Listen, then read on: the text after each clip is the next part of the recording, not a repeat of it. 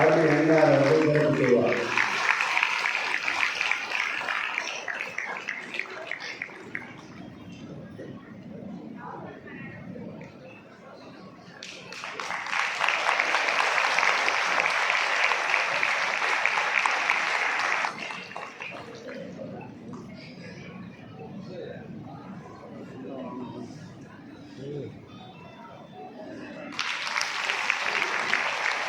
பணிகள் பல இருந்தாலும் அங்கடக நிகழ்ச்சி என்றால் வருகை தந்து ஒப்புதலிட்டு 3 நேர நிகழ்ச்சியை பங்கேற்ற அருமை அணியார் அவர்களுக்கு கோடான கோடி நன்றி நன்றி நன்றி.